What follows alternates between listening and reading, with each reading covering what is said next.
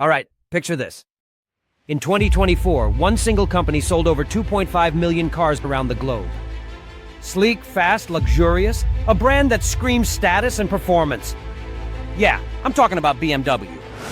But hang on. Have you ever wondered, how did they actually get here?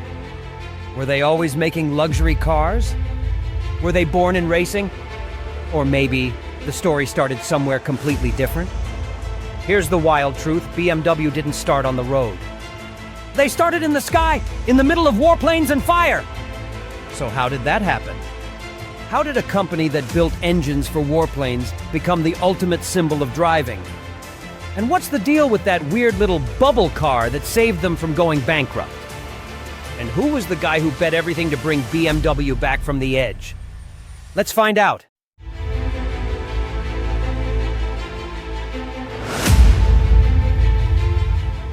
The year is 1916. World War I is tearing Europe apart. And in the middle of it all, a company pops up in Munich, Germany, called Bayerische Flugzeugwerke. Later, it had become BMW, but they weren't building cars. They were building aircraft engines. Their first engine, the BMW 3A, was a beast.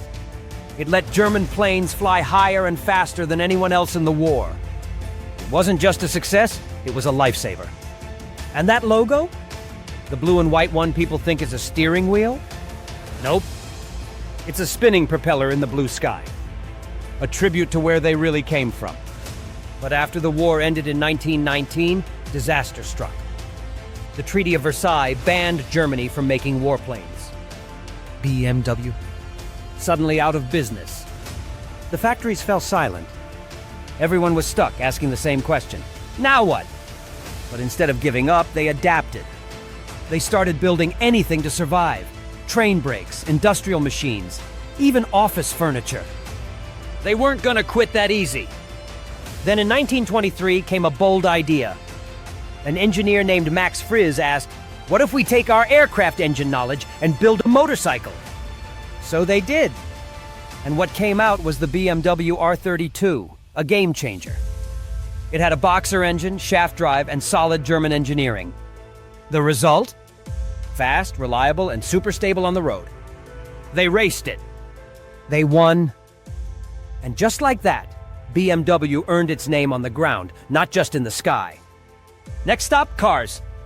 In 1928, BMW bought a small company called Dixie and started making a car based on the British Austin 7. It was basic. But soon they released their first in-house design, the BMW 303, featuring the iconic twin-kidney grille for the first time. Then came the BMW 328 in 1936, a lightweight, sporty machine that dominated tracks like Nürburgring and Mille Miglia. This wasn't just a car. It was a statement. BMW was on a whole new level. But history has a habit of repeating itself. World War II broke out, and BMW was pulled back into military production. Aircraft engines again. But when the war ended, the company was in ruins. Factories destroyed. Car production banned. Germany's economy? Shattered. BMW was so broke they started making pots and pans just to stay afloat. Then came a tiny miracle. In 1955, BMW licensed a weird little car from Italy, the BMW Isetta, aka the bubble car. It looked like an egg on wheels. Ran on a motorcycle engine. Tiny, quirky, cheap. But post-war Germany loved it. Over 160,000 sold. And it kept BMW alive. By 1959, though, BMW was back on the edge. Broke. Desperate. And this close to being bought out by Mercedes-Benz. But then came Herbert Quandt, a wealthy German industrialist. Smart, bold, and most importantly, he believed in BMW. Not just as a company, but as a vision. His advisors told him, walk away, it's a sinking ship. But he didn't care. He invested millions of his own money and bet everything. He said, BMW deserves a second chance, and I'm going to give it to them. It was risky, but it changed everything. In 1961, BMW launched the New Class, a line of sporty, affordable sedans for the growing middle class.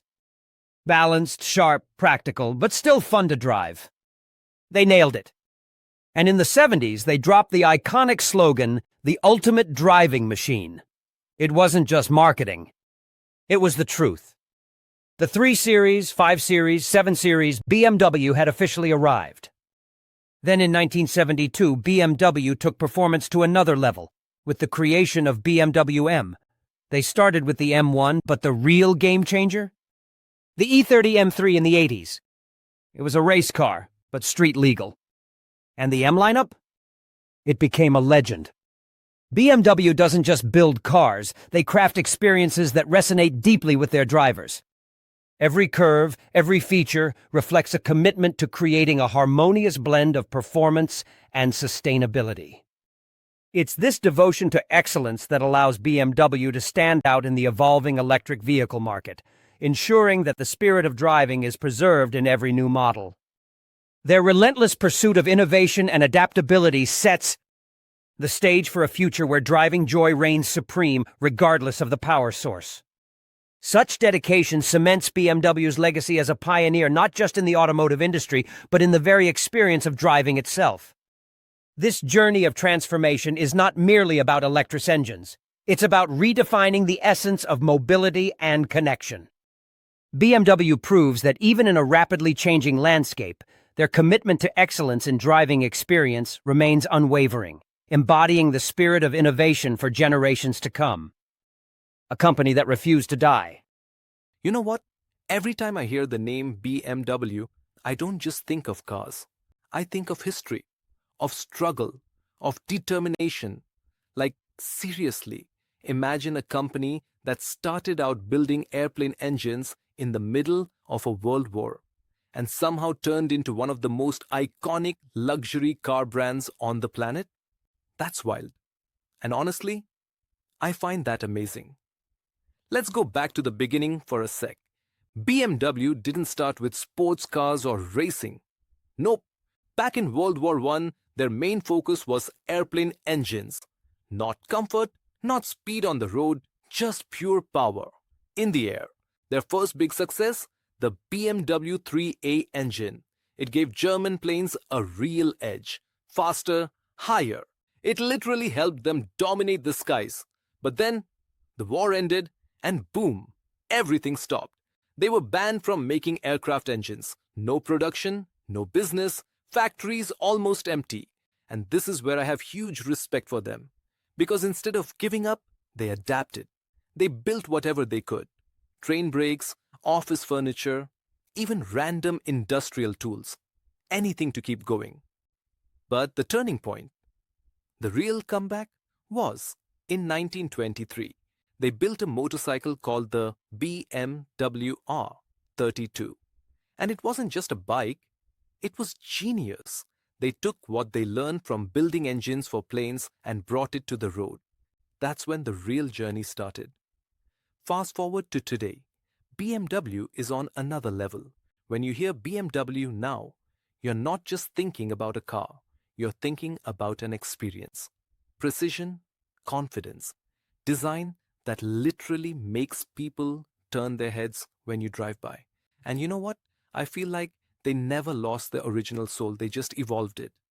Even in their darkest moments, like in 1959, when they were this close to being sold to Mercedes, there was one man who believed in them, Herbert Quandt. He stepped in, took a massive risk, and saved the company. To me, that says something big. If you believe in a dream enough, you can rewrite your future. You can literally change history. And the future, honestly, I'm excited. BMW is going electric now, but in their own way. Not just plug in and go, but electric cars that still feel like BMWs. The i4, the iX, the Neue-Klasse, they've all got that same DNA, that balance, that driving pleasure, that emotion, and that's real innovation, evolving without forgetting who you are. So hey, if you enjoyed this story and you learned something new, or just had a good time listening, don't forget to hit that like button and subscribe for more stories like this. I'm Ahmed Khalid, and I'll see you in the next video.